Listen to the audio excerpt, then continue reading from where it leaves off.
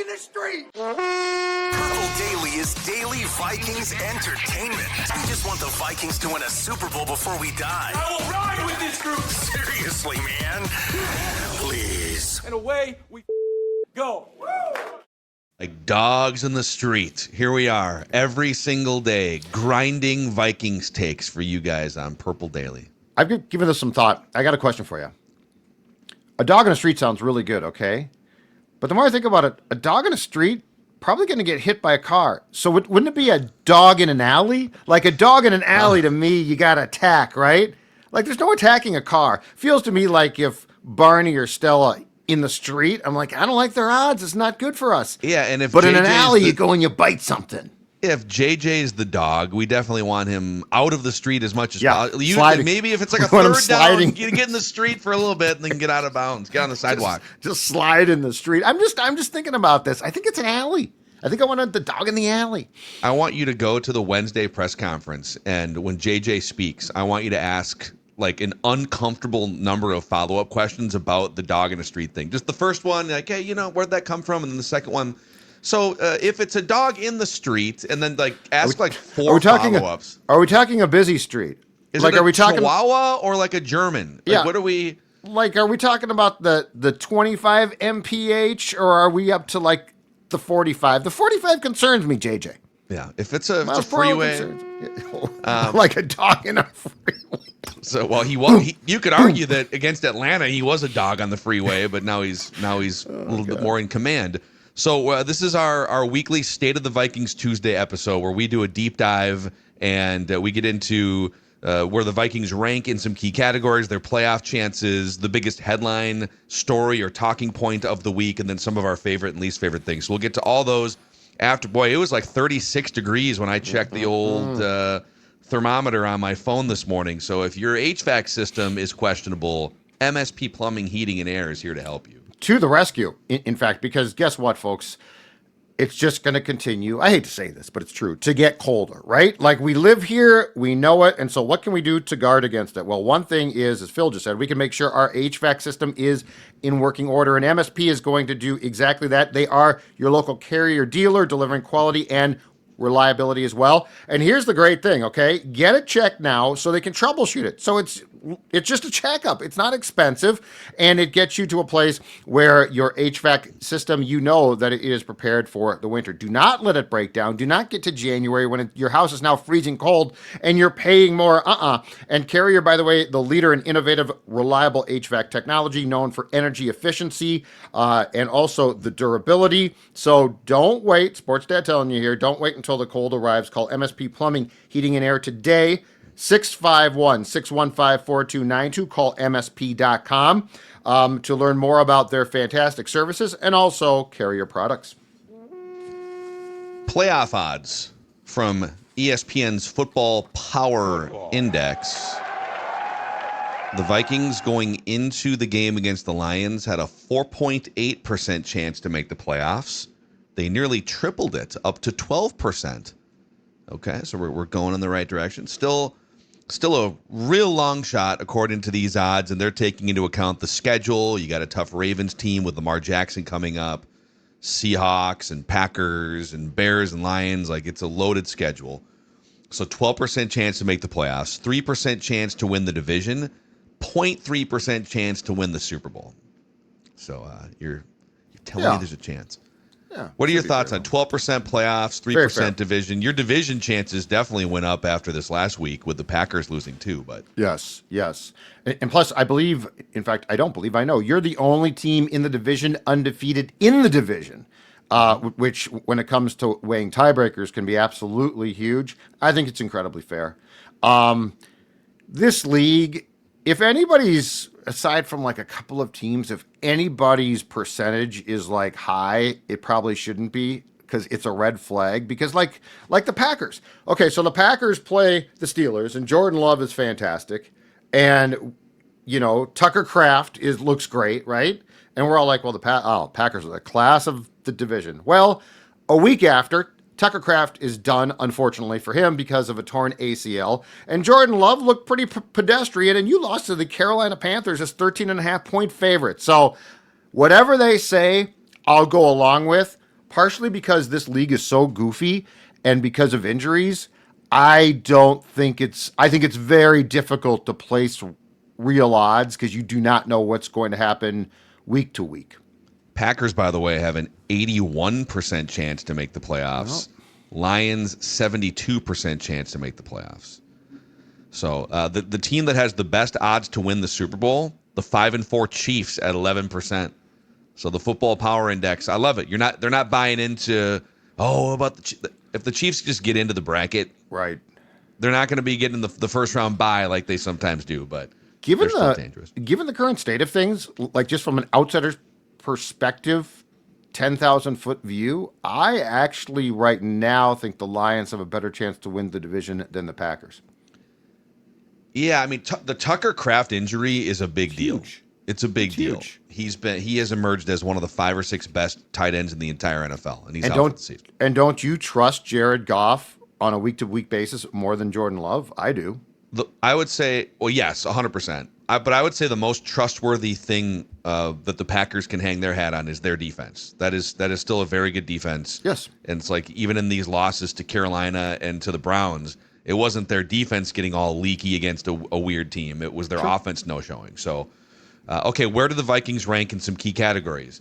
Offensively, 18th in scoring offense, 22nd in yards per play, and 28th in offensive expected points added analytically. So, by all measurements, a below-average offense. Defensively, not great. Scoring defense, 20th. Yards per play defense, 14th.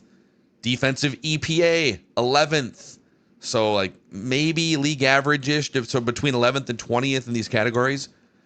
What about JJ McCarthy?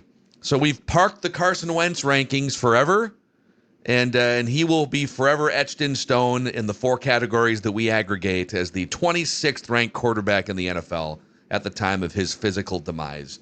Thank you for your service, Carson Wentz. JJ McCarthy. And this is going to be a great jumping off into our discussion, I think. So we keep track of 4 all-encompassing categories here. Traditional passer rating, he's 34th. There's like 30, depending on the metric, like 37 or 38 qualified quarterbacks. QBR, he's 32nd. Expected points added combined with completion percentage over expected, 37th. And PFF grade, 34th. So if you aggregate those together and average them, JJ McCarthy is the 34th ranked starting quarterback in the NFL, which I think, again, like I said, is a good segue into the biggest headline storyline of the week is JJ McCarthy helps the Vikings beat the Lions on the road, and we're back on the tracks here. But there's been a debate. Some of the national guys, Cowherd went on an analogy-laden rant that what did he say? That I trust the UPS. I know their system. I love UPS. I know how they operate. I love UPS. Yeah. Love Kevin O'Connell. Love the Viking system. Yeah. I don't know about the driver yet. It's a fair analogy. We're still trying to find out. Yep. But there's a huge gap between his statistics through 3 games and even the statistics in that game against the Lions on Sunday. Yep. And maybe some of the underlying attributes that we are giving weight to. So you take the J.J. McCarthy conversation wherever you want to start off here. If you didn't watch that game, you don't understand what you're looking at from a statistical point of view on Sunday. It's that simple. And I believe on Ventline, we immediately said that because I pulled up that box score. I'm like, wow, that's not great. But then I'm like, but hold on a second. Sports Dad's 2 eyes just saw something that was far superior to what the statistics show. So again, this comes back to, and you know what? Coward and all of those guys are being counted on to sling takes on every game or all of the important games, right? And they can have them all on TVs, but as we all know, it's great to have a bunch of games on, but you can't clearly just focus on one then. And so I am not surprised at all that if you didn't sit down and either watch this game live or go back and watch it, which again is time consuming, that you are not going to be slinging the right take here. And look, it's one game. Phil, this all comes back to me though, to just to go a little bit more big picture than McCarthy. Here's what I saw on Sunday, okay? And we've talked about this a lot. I feel like this league, a lot of teams, you really don't get a set on who they are until November, We always talk about that, right? Like September's great, football started, but that's not really like there's a lot of teams that struggle or look great and they regress. I feel like what Sunday opened the door to, with McCarthy back as well, but just as the whole thing, I think it opened the door to who the Vikings can be, and furthermore, sort of who we thought they were going to be in training camp. Like that game, if you watch that game was driven by JJ McCarthy doing what was absolutely necessary to win, but more importantly, the defense. And you said it at the start of the season. If this team's a Super Bowl team or something like that, it's the defense. And McCarthy and the offense come along for the ride. Hopefully they make key plays, which, by the way, on Sunday, they did. McCarthy did for sure. Like, that's the thing is the box score doesn't separate, hey, were you good when it mattered the most? A traditional box score just gives you stats. But I really thought that Sunday, and this is provided health continues, big if, but with everybody for the most part healthy, I thought Sunday gave us the formula that we expected in the summer, and it was sort of back. And if this is who you can be, if this is your identity, I will take my chances. And so McCarthy, and this is where having a guy that can win, because it's sort of a nebulous thing, right? Like he wins in Michigan, or he's just a winner. What does that mean? If you watch the game on Sunday, you sort of saw it, which is he comes through when it matters the most. He does not come through every time, not even close yet.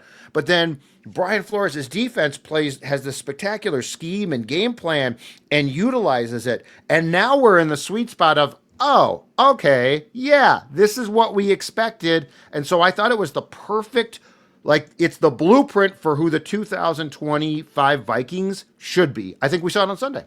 Yes. People mistakenly think that you can quantify a quarterback's impact on winning with like box scores or basic statistics. That if you take this guy who threw for 4,000 yards and replace him with that guy who threw for 4,500 yards, then you're like upgrading your chances to win a football game. Or pick your metric, passer rating or touchdown passes. That it's like baseball, because baseball is a series of one-on-one individual matchups, batter versus pitcher, and it kind of masquerades as a team sport. And there are definitely team sport and chemistry elements to baseball, but it's very much a one-on-one sport. Football's the other way around, where it is the ultimate team sport with 11 guys operating in sync, a symbiotic relationship between 11 chess pieces on a field. And we put too much stock into the statistics as the driving reason for wins and losses because we love fantasy football. And it's like a lot of people's football worldview comes from the statistics first versus some of the under the hood stuff that we don't get access to. And that is my biggest take so far through watching JJ McCarthy through 3 games, but specifically the Bears game and now the Lions game, is that he seems to have, and in college, and what you hear about him just going back, and we had his longtime personal quarterback coach on the show with Thor like 2 months ago. And just hearing stories about him as a kid even, he seems to have a hard to quantify intangible nature to his game. There's a little something extra under the chest cavity with that dude. And you just hope that while he goes through the inevitable growing pains of learning how to play quarterback consistently at a high level over 3 hours, over a month, over a season, and it might take 25 or 30 starts for him to put together like regular stretches of high level play if he gets there. You hope that the intangibles that we see are that like burning ember for what will become a great quarterback. Because there's a lot of quarterbacks that put up statistics and are physically talented, but don't have those intangibles. Kyler Murray, I would argue Kirk Cousins, as I did for 6 years. There's a lot of dudes that can put up some fairly big numbers, but when it really comes down to it, are you a driving force behind the scenes, in the huddle, in the big high leverage situations for winning? You do have to have a certain level of statistical profile. You can't just complete like 48% of your passes. Tim Tebow had a lot of winning attributes, but he couldn't complete a pass. So some of those intangibles and that leadership and that burning fire and the way he connects with teammates, it falls short when you throw a wobbler on an out route and you complete 51% of your passes. So I'm not dismissing the statistical profile of JJ McCarthy. But the quarterbacks, in my opinion, and I think in the opinion of people that are operating inside the NFL, the quarterbacks who impact winning the most are filling in gaps that don't show up in the box score. They are instilling a confidence in teammates at practice, in the huddle, on a group text thread. Tom Brady was famous for like firing off text messages to his offensive lineman on a Saturday night about like a third down blitz pickup, because he's just psychopathically thinking about how can I want to understand what everyone does, and I want to know what the right tackle is thinking about. I think keeping teammates focused on a big third down at practice in a red zone drill. And I think the intangible part also goes to like those big third down moments, those red zone moments on a field. Do you elevate your play when the biggest moments are staring you in the face on a football field? We went over yesterday as part of my hottest take, the 3rd and 8s, the 3rd and 9s, that 3rd and 5 to ice the game where they know you are passing and you still have to deliver a strike on the dot. Those are the things that don't always show up in a box score that impact winning as a quarterback. You have an influence over 52 other guys and a coaching staff that no other position does. And he seems to have those things. Now the next step over the next couple of years is, okay, cool. Can you fill it in with don't miss Justin Jefferson wide open as you're running out to the right? Like those, there are definitely some things to nitpick. Right. Well, yeah, and so I think where this is just an entire process is like O'Connell sincerely needed to work with JJ on his mechanics during the bye week. So yes, you have to overcome that. It's a real balancing act because right now he doesn't really. There are areas of his game that need to be cleaned up. They couldn't get cleaned up a year ago because he couldn't play, he couldn't practice. They're being cleaned up in progress right now, but his overall demeanor is so important. And yeah, Tebow is a guy, and this is the scary thing. Tebow was a guy who had such a winning gene, he could take it through Division I, highly competitive college football. And then it came to a stop. The NFL is the ultimate league. And so you got to complete the pass. Dude. Yeah, and so can McCarthy and so can McCarthy get the mechanical things fixed? Like, to go back to your example, and it's not an apples to apples physical comparison because they're very different humans. But Josh Allen at some point in time went from it's not like 30 starts in, he was awful for 30 starts and then a switch flipped and he was great. Josh Allen had that it factor. And eventually it got combined with his mechanics got cleaned up a lot, probably as much as I would dare to say any quarterback who had bad mechanics in the history of the league, because his mechanics sucked and they got cleaned up. But you sort of saw some of it with him in, I believe that the Bills came into the game here as what back in the day, 17.5-point dogs in like 2000 and something. Mm-hmm. And they won. That was the leapfrog game. Yeah. Right? And he leapfrogged. As I recall, it was Anthony Barr, and he made some plays, and you're like, this is interesting. Like he's got the gene.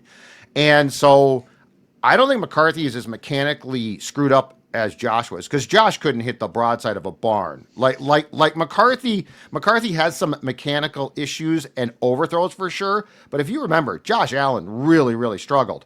And so I don't think McCarthy needs as much work, but nonetheless, I think the sweet spot is can you get by with how McCarthy approaches the game, which is in a really good fashion, to get him to a place where in a couple of years it just starts to click and the game slows down. That's the thing that I would say right now. One of the deficiencies of JJ's game, and I don't blame him, the game looks quick at times. But you watch the best QBs and look how slow the game looks. And that's where he's going to, I think, get to a point of, but this, you know what, Phil? And this also gets back to O'Connell's constant banging of the drum on the now infamous missed Thursday practice. Like I think that's where you pushed it too far. JJ McCarthy couldn't miss a huge day of installation. Like, you can't show up and be like, come on, guys. So, like, there does get to be a point of what's that line? I think we sort of saw it. Yeah. But the Bears game, you came back. Yeah, it was ugly for 3 quarters, but you came back. And on Sunday, with I think only his second full week of practice since he got here, on Sunday, he did enough to beat a team that the head coach hadn't beaten in their stadium, nor I don't think had they ever led them under O'Connell at Ford Field. So that speaks volumes. And people, it's almost like people think he's lucky, and the defense was good, and some other guys made plays, and like there's a bunch of other players on the field too, but there's something about, and listen to the way that players talk about him. TJ Hawkinson did an interview on the field with Tom Pelissero from NFL Network, and he raved about the competitiveness. McCarthy confidently checking and canning plays at the line of scrimmage in his third start, and he was doing it in his first couple starts too. When you watch for some of that stuff, and I just like the amount of people that are chiming in on the box score drives me so crazy. And I'll go back to the statistical thing, like stats versus presence as a quarterback. And you need to have a certain level of statistical output. But last year, for example, Sam Darnold's passer rating was 10 points higher than Patrick Mahomes' passer rating. But who would you rather have in a big January game, on the road, in a big spot, a playoff game, close game, 2 minutes left? And Darnold's been awesome for the last year and a half. But are you gonna die on the hill of, I'll take the guy with the passer rating that's 10 points higher? No, you'll take Patrick Mahomes. A couple years ago, Tua and Geno Smith had more passing yards per game by like 30 yards per game than Matthew Stafford. Well, their statistics are better. Who would you rather have, Matthew Stafford or Geno Smith in a big spot, right, in the huddle, telling players what's going to happen here? And, I mean, the most infamous example is probably Kirk Cousins here in 2022, where in the regular season, he sets or ties an NFL record with 8 fourth-quarter comebacks. Great. That's a great and it took a lot for him to sort of dig deep and be better in those situations and tie the NFL record. But then in the biggest spot in a playoff game, it's fourth down, he checks down. So like that to me, that's the it. There's a huge moment right now. Yeah. Are you attacking it, or are you afraid of making a mistake or you miss your window, you miss your moment? And JJ McCarthy has been given over 3 games some chances to show early, how do you operate in a really high pressure situation, or it feels like the game might be going in a different direction? Do you go, there's the hot take police pulling me over for this. Do you go down with those feelings and that momentum, or do you push back against it? And he is a pushback against it. It feels like intangible type of guy. Yes, and we won't really know until he gets into the playoffs, right? But this is why I go back to, Cousins, Darnold. I don't think they are winning quarterbacks when it matters most, and that's a thing too. And that's like if JJ has, it appears he has the gene. Okay, we don't know for sure because we need to see way more, but it appears he has the gene. Patrick Mahomes has it in spades, despite the fact that he has run into Mahomes, unfortunately for him. Josh Allen has it. Like, Josh Allen's done a lot of really good things in the playoffs. He's just run into a generationally great, fantastic, maybe the best QB of all freaking time. But there's a lot of guys, Phil, that we could go through who have put up great stats. And passing yards in 2025, I mean, come on, I can't get too excited about them. But the reality is we could go through a lot of quarterbacks who haven't had that next level gene. And that's what you're searching for, man. Like when you are making these picks, you're not like, okay, 17 games. Who can show us in September and show us all season long, and then we get to the playoffs and we don't care. Who's ever said that, right? Like, if we are talking about winning a Super Bowl before we die, we're not talking about, oh, this quarterback had a fantastic 17-game sample, and then to what you said, check down, or Darnold peed down his pants leg, okay? We're looking for what you're talking about. And I guarantee you, if the Vikings someday are standing up on that odd podium with Jim Nantz, hoisting a Lombardi, we're not going to look at the quarterback's statistical output for that game and say, I don't know about that. That JJ McCarthy threw for 172 yards. You won a Super Bowl, but really, is that impressive? So, like, this is the sort of unquantifiable, and I'm sure there are people rolling their eyes right now, pounding the table, saying Sam Darnold should be here. But this is what we're talking about. Like, winning a Super Bowl is really difficult beyond just what was his statistical output in said game. Yeah. Yeah, and of the two of us, I'm probably the most like looking over there at Sam Darnold, like, man, that's definitely going about as bad as possible for the Vikings because he's following up last season and he's making half of what the top quarterbacks make. Maybe the Vikings in the long run were choosing between two really good options, and maybe they wound up choosing the best option.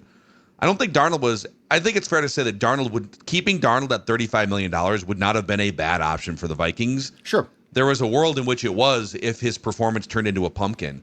But it makes you feel a lot better, McCarthy picking up kind of where he left off in the fourth quarter of the Bears game in Detroit. But now, okay, can you show some level of consistency and get this thing going? I'd love to go under the hood with a few interesting little JJ McCarthy trends, and then we can get into our favorite and least favorite things about the Vikings as part of the State of the Vikings Tuesday episode.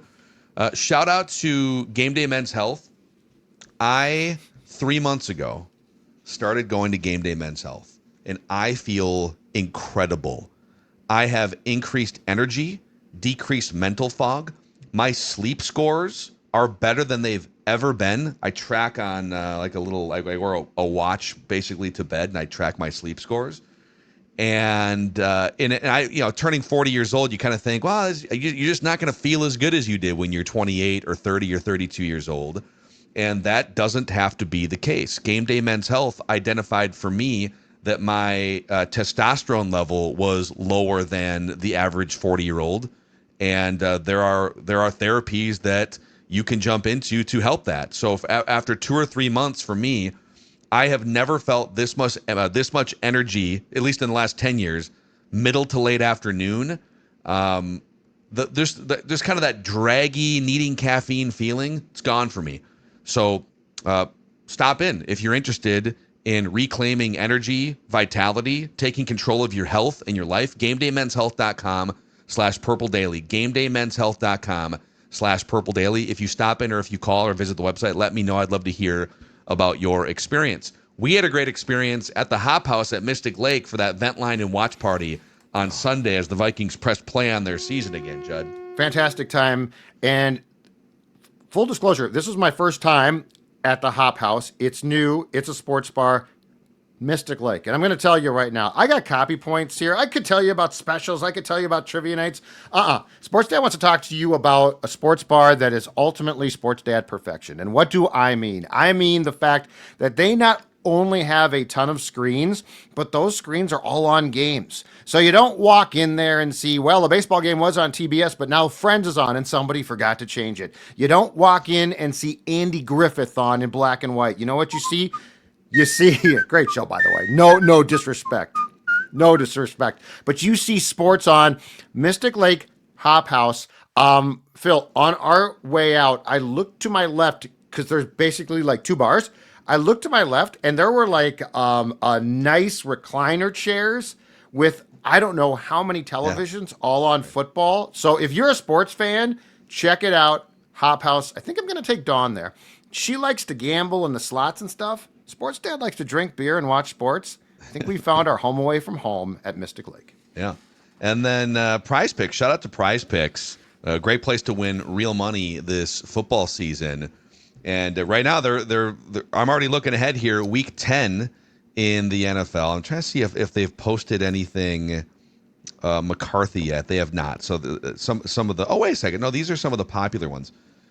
Maybe McCarthy is buried in the non-popular. Here it is. Yes, 210.5 is the pass yards number for McCarthy. Ooh.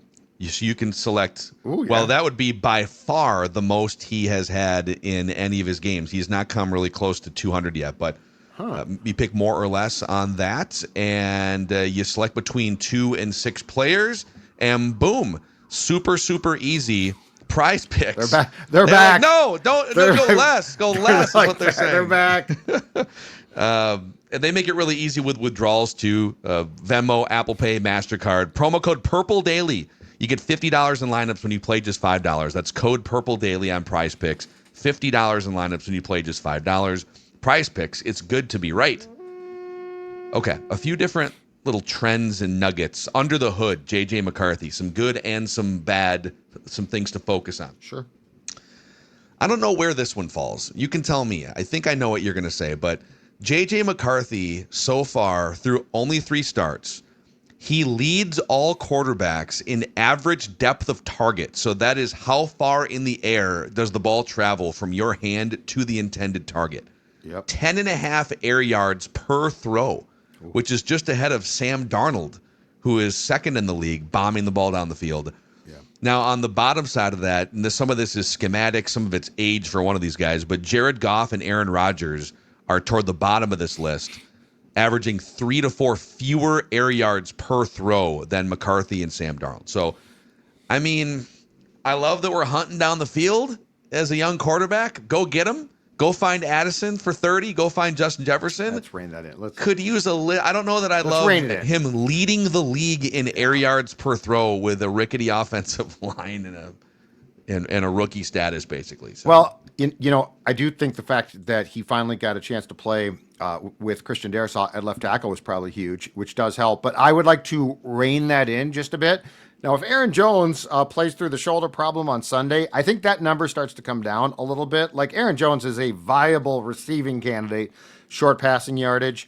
I would like to see more quick stuff to Jordan. I think Jordan Addison, the play call where he was basically handed the ball, I think that dude can do a lot close to the line. A lot. So, I would like to see that come down a bit. Not down to the bottom, but if he was mid-pack or just a little bit above mid-pack with McCarthy, I think I'd be comfortable with that. But this kind of falls in the same category as the intangible statistical stuff where, okay, if you had to pick one, would you rather have a quarterback that, like, the stats are kind of meh to start his career, but holy cow, he's got a ticker behind that chest bone cavity, right? Sure. Like, okay, I'll bet that him having those intangibles is going to lead to him filling in the rest of the gaps of the statistical profile.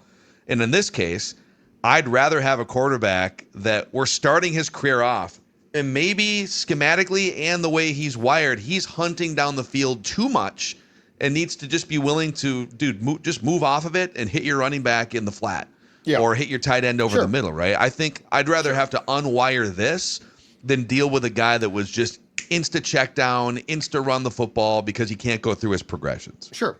Do you think do you think that this is more based on how he's wired or a combination of how he's wired and schematic? Like I guess I'm talking more from a scheme standpoint.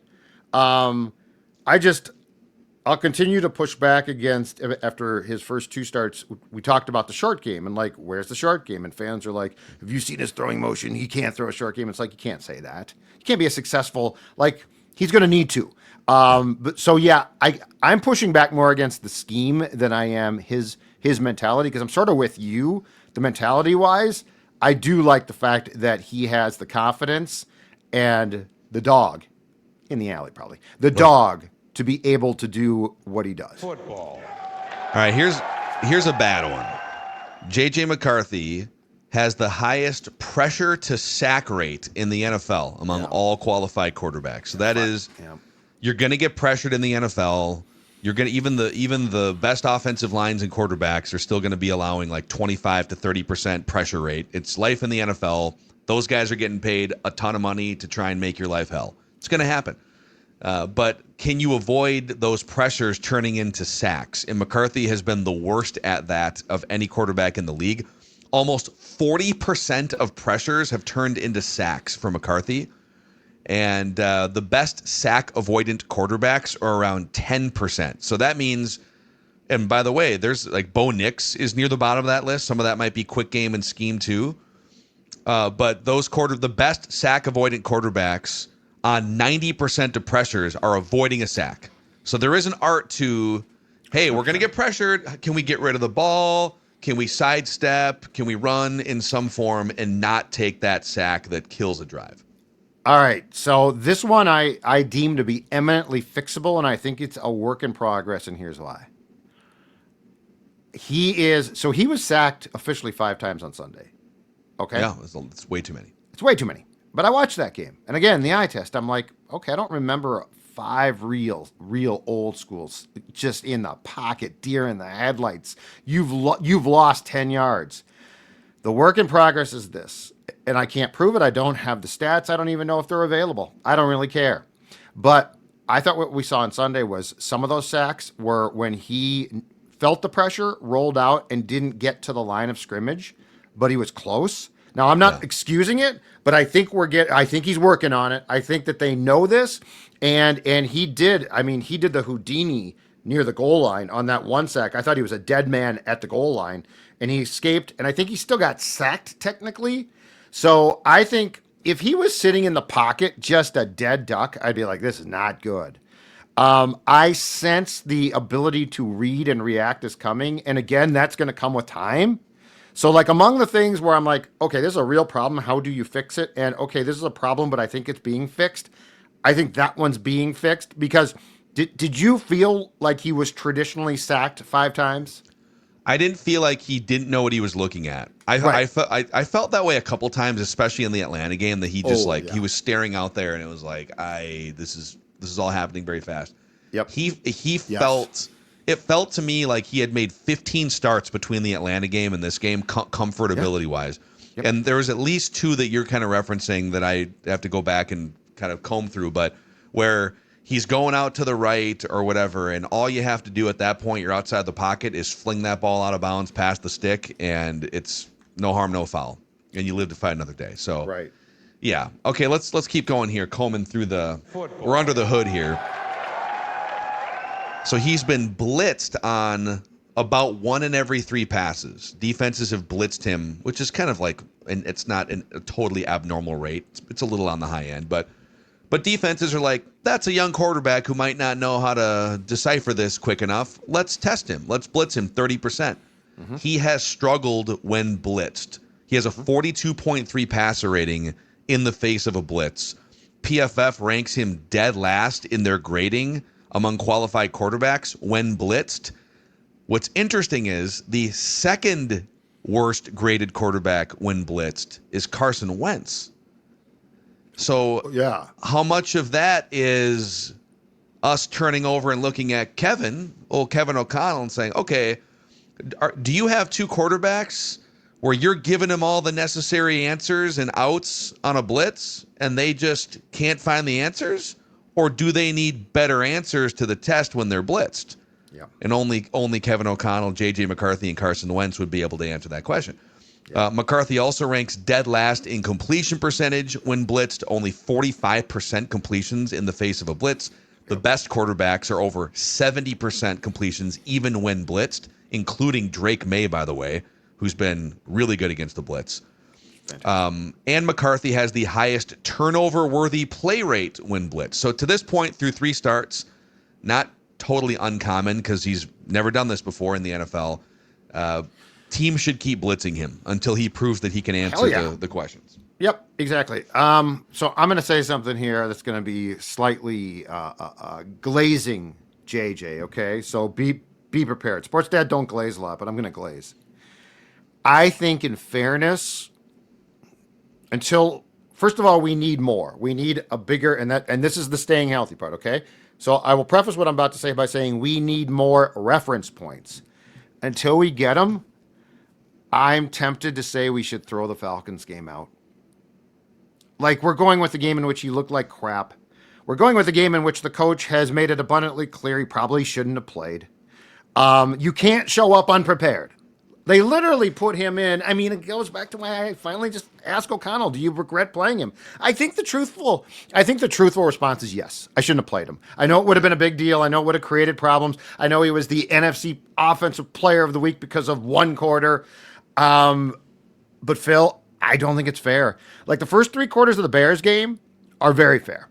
First start, we're finding out, rough. 4th quarter, you're phenomenal. Sort of odd, but okay. That's the life of a young, ascending quarterback. That Falcons game changed everything. Like, you watch that game and you're like, what's he doing? to your point, it looked like the game was a million miles an hour. He Yeah. looked completely lost. It was clear he missed third down day. They don't have those Wednesday and Thursday, and in this case, Wednesday because the Monday game was a walkthrough. They don't do these days for fun. Like I'm sure Booney and Searles have talked about the importance of those days. Like They would tell you that Thursday, Thursday Yeah. is so Wednesday usually in the NFL with almost every team. Wednesday is first and second down installation. Yeah. Thursday is the big boy third down day and I think some red zone. Yeah. It is the most important high leverage day of practice leading into a game. And I don't know that they did first and second down on Wednesday because They walk of it through the Monday game. I think they walked it through. But anyway, my point is, and yes, this is an apologist. I don't do this a lot, but I will here. I don't think the Falcons game is fair. I think the Falcons game, and look, it's on everybody too. Like I blame McCarthy, I blame O'Connell, so I'm not picking sides here. But we're literally looking at this disaster and trying to factor it into a developmental plan that, in my opinion, has 8 quarters that are fair. Yeah. The judge here, the state of the Vikings judge has heard your case. Head Glazer. Your Judge Jay Glazer, Judd Glazer, your glazing Phil case. Glazer.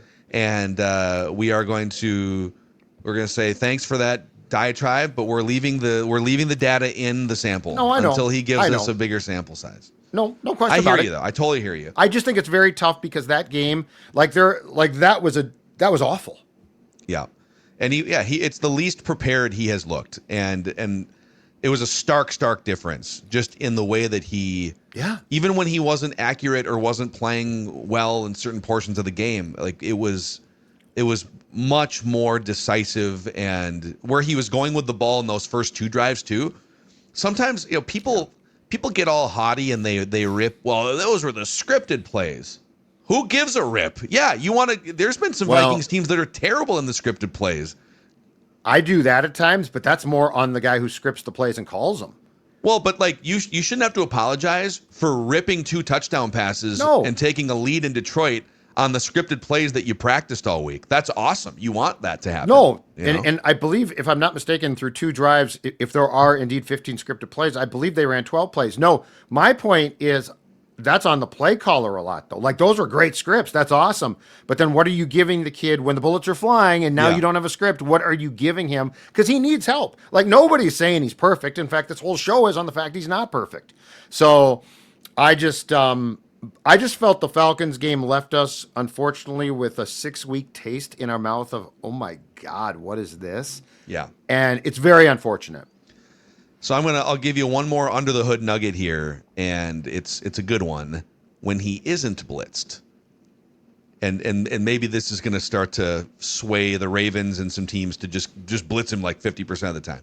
When he isn't blitzed through 3 games, JJ McCarthy has the 5th highest PFF grade of any qualified quarterback, behind only Matthew Stafford, Josh Allen, Dak Prescott, and Sam Darnold. When you give him a cleaner look to survey the field, he is very good. 80% adjusted completion rate. He actually has the highest drop percentage. There was a couple early, I think Jefferson dropped a pass or 2 against the Bears. I'm trying to think back. But there's been a handful of drops. So when he's not blitzed, top 5. Now, do I think if you took all the quarterbacks in the league and said, let's do a draft, they're not going to be blitzed, how would you draft him up? Yeah. I don't think he's going 5th. No. But the fact that he has an 80% adjusted completion rate when he gets to sit back against a cleaner look defensively, right? That's a very good sign. So does if you put the whole stew of all of these things together, does the fact that his air yards is so high speak to the fact that when he's blitzed, they do need to have quicker outs for him? Because, like, if your air yards are high, I'm thinking that you're dropping back and you're trying to find a receiver, which, of course, if you're being blitzed, leaves you open to being sacked. Does this whole thing have to be married a little bit more with a quicker passing game at times to avoid the inevitable sacks or statistical failure that comes from this? So I think I can actually grab that for you. So when he's and you want air yards when blitzed, right? Yeah, I'm air just wondering yards. if they're trying to have him do too much, and teams are like, okay, screw it, we'll just blitz him then. Oh, look at this. ADOT. ADOT, average depth of target when blitzed. Love this. Well, wow. This is where the sports dad covering football for 30 years comes in handy. These peepers have seen a lot. Wouldn't you know, when blitzed, and again, he's one of the worst quarterbacks in the league when blitzed so far this year. When blitzed, JJ McCarthy leads all quarterbacks in average depth of target. 13 air yards per throw. Yeah. So his answer in the face of a blitz, and I think this is a good thing mentality-wise. Long-term. His answer in the face of a blitz is, there's one-on-ones out there. Yes. I'm going to find one. Yes. And so and it's funny because Carson Wentz is right behind him on this list.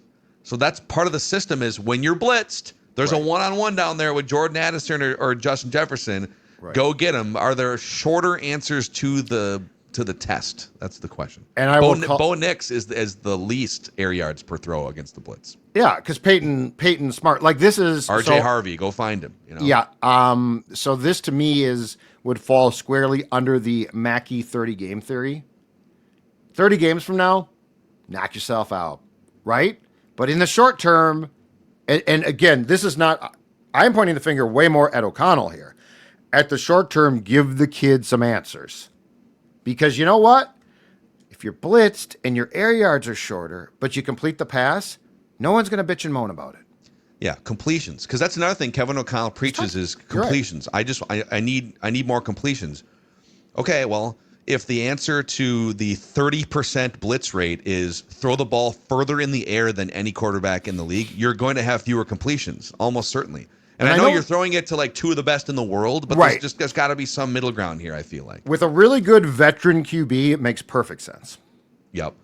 The bottom of this list in terms of when blitzed, the shortest air yards per throw. So like where's my quickest answer? Bo Nix is the shortest air yards per throw. Yeah.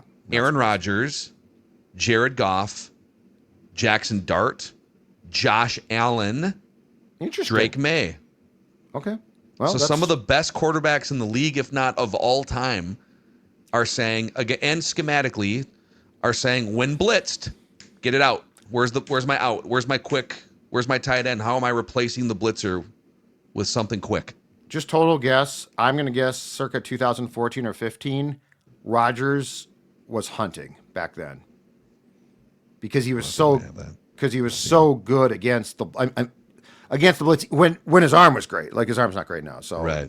But I'm gonna have that here. They might. Oh, they do. But I'm just guessing he was hunting back then. So I just went back to 2015. He's kind of middle of the pack.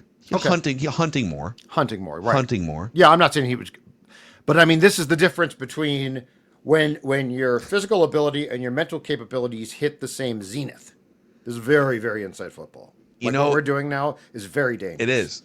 Yeah. Hopefully we didn't lose you guys in the weeds, the audience here. But, 10 years ago, who was hunting the most on a blitz? The average air yards per throw. There's a couple guys up here like Andrew Luck was hunting. Ben Roethlisberger, hunting. Jameis Winston, number one on this list. Oh, they're blitzing. Yeah. He was hunting, but he was just like randomly like throwing the ball to fans and stuff. 30 picks, but 30 tuds and 5,000 But you know, with Luck, yards. like with Luck, that's not surprising because dude was beyond talented physically, but also so mentally sharp. Yes. So like he probably knew exactly not just where the blitz was coming from, but what that meant to his receivers. Let's do favorite, least favorite things. That maybe we stray away from the quarterback conversation here. Oh, yeah. But we're going to stray into a conversation about Federated Mutual Insurance Company, which we appreciate their partnership on the podcast for the last several years. And in addition to being a great insurance partner for small and medium-sized businesses throughout America, it's one of the best places to work. They were just recognized by Forbes as one of America's best in-state employers for 2025 and by Newsweek as one of America's most admired workplaces for 2026. It says a lot about just the workplace culture at Federated, which you could characterize as hiring and cultivating people who value and exhibit integrity, teamwork, respect, and equity. And if you want to start your career there or maybe pivot your career there, you can find out more information at federatedinsurance.com/careers. Padres, the official pub, place to drink beer of the sports dad, Judd Zolgad. Oh, that's right. And you know why? I've said it before. I'll say it again. It's because Padres makes beer that is beer. They're not trying to be cute. They're not trying to be like your local, oh, we got this beer and we got that beer. What they are doing is they're doing a marvelous job of recreating Irish and UK classics. The Red Chimney, in the 90s, everybody made a red. But guess what? They stopped. Not Padres. They have a red that's fantastic. The Patty's Premium, if you're going to be watching football on the couch on a Saturday or Sunday, pick up the Premium. Also fantastic. Available in more than 200 liquor stores in the metro area, Rochester and Mankato. You can find them on Instagram or check out Facebook or their website, padres.com. And as Phil said, if you want to check out the pub, it's in the Old Land Nod Factory at the corner of Broadway and Central Avenues Northeast. Just a solid, fantastic beer is what Padres is. Maybe pairs with some barbecue. I don't know. Sure would. Dickey's Barbecue Pit in Eagan. If you've been craving real Texas-style barbecue, this is the spot. Each bite is packed with that authentic smoky barbecue flavor. And no barbecue feast is complete without the sides. Let's not skimp on the sides now. Creamy mac and cheese, savory barbecue beans, buttery Texas toast. Football. If you're getting ready for a gathering, for a game, maybe a family gathering, whatever it may be, Dickey's caters for any size group you have, and they'll deliver it right to your door. The catering team can be reached at 866-BARBECUE, all spelled out, or online at dickeys.com. That's Dickey's Barbecue Pit in Eagan. Football. Favorite current Vikings thing, Judd? I'll go back to what we talked about near the top of the show, and that's that the defense got its act together and was fantastic. Brian Flores came up with his best game plan. He's come up with a lot of good ones in his time here, but I thought it was perhaps his best game plan, not just of the season, but in a long time. He made the Lions look silly, and his defense also had the punch-you-in-the-face mentality. They went into Detroit and bullied Detroit. And don't forget, the last time we talked to Dan Campbell about this, he's biting kneecaps off, okay? What the Vikings did on Sunday was they bit the kneecaps, and then they bit them again. And so my favorite thing, and where I have certainly more hope than I did coming out of that Chargers debacle, Van Ginkel's back. Cashman had a marvelous game. His importance is big. But this defense looked like it can. And if that's the case, the playoffs are a viable option. Yeah, I will piggyback off and just talk more about the defense. So we're back to full snap Harrison Smith, too. 64 of 64 snaps. So he, after slow ramping up through the first part of the season, looks like he's a full go moving forward. It's unfortunate for Jeff Okudah that he, in addition to kind of struggling, has a concussion now. Well, they just tapped veteran Fabian Moreau on the shoulder and said, why don't you come on up here from the practice squad? He played 24 snaps as the third cornerback in this game, was targeted just one time.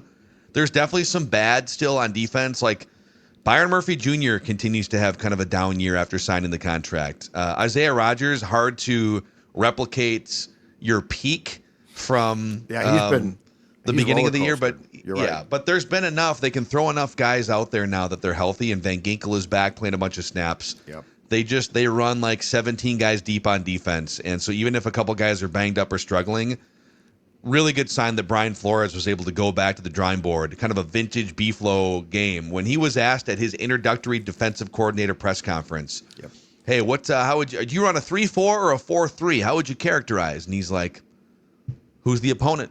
What's the week? What's the situation? It's a matchup dependent defensive philosophy and scheme, and he did that over this sort of pseudo bye week. So a lot of things coming back. That defense has to jump up into the top 5, top 10 by the year end if this team is a playoff team. Like if this is kind of a middling league average defense, this team has zero shot at clawing back into the playoff race. Hargrave also, like, dude, this is you now, right? Like that was.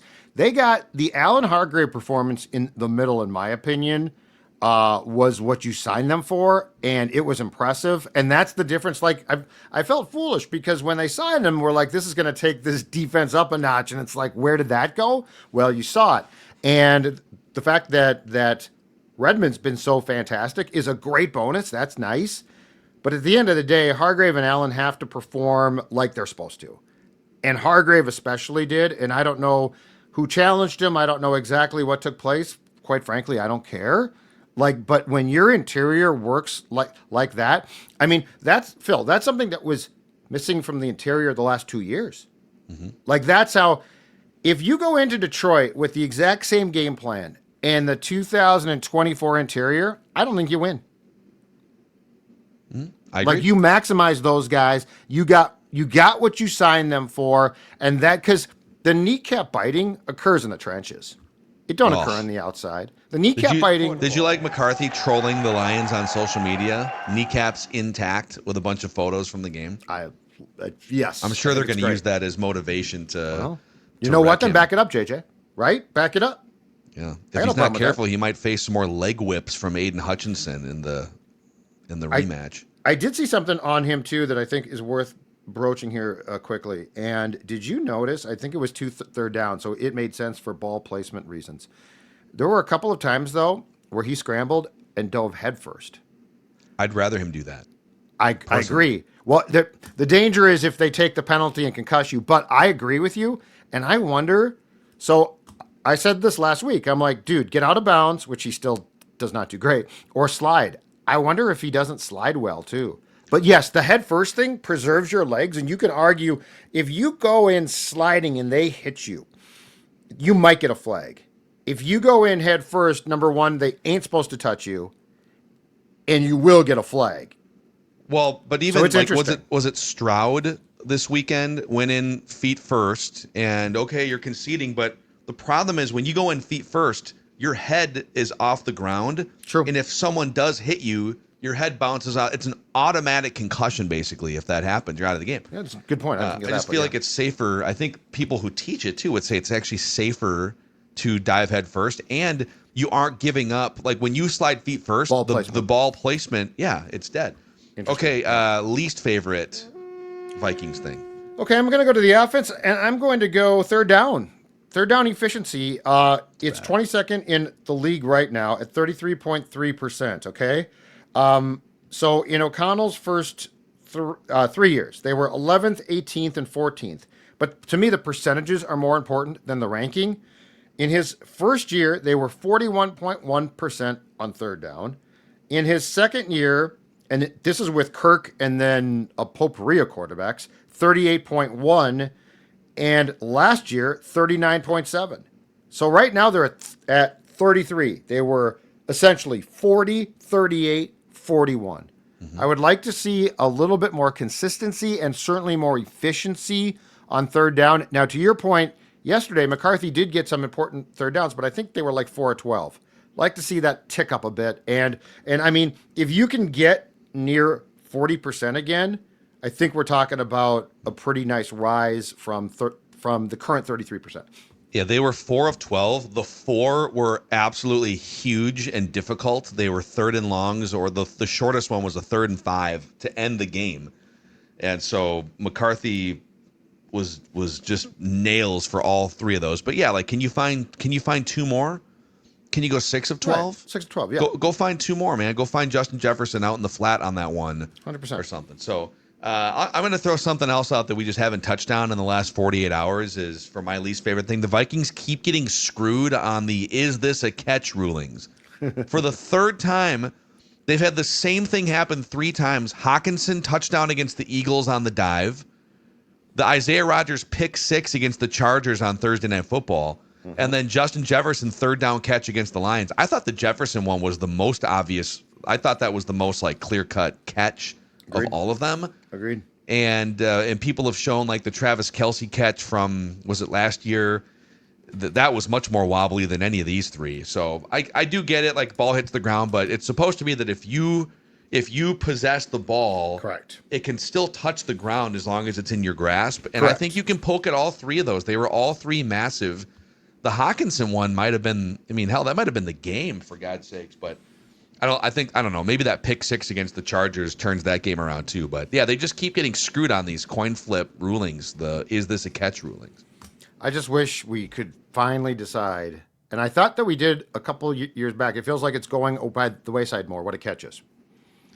I mean, I think we kind of know, but it's so hard. Some of these situations are like, okay, the ball hit the ground, did it move a little bit? Okay. And they're trying to rule in But that Jefferson regard. had that ball like here and here, right? And the rule about the ground technically can help you goes back to that playoff game how long ago between it was I think Tampa and St. Louis. Yeah. So like you can if you have your hands on the ball, that should be a catch. Yeah. Anyway, I still think the perfection came in the Super Bowl here. What was that? The 2017 season Super Bowl when the league clearly said, "Screw it, everything's a catch," Everything's and a they catch. just allowed catches. Yeah. Yeah. And so it's like, oh, he was bobbling it, and the league's like, nah, we looked at it. It's a Super Bowl. That's a touchdown. Let's not end it in controversy. All right, we got to run here. Be on the lookout for the Doogie episode where we go into a lot more nuts and bolts too. And then I believe Booney and I are going to record a Trenches film breakdown episode of Purple Daily here. And these are available throughout the week on the Score North YouTube channel until Purple Daily YouTube jail sentence ends, hopefully on Friday. Nothing changes on Apple and Spotify. For the Sports Dad, I'm Phil. And we just want the Vikings to win a Super Bowl before we die.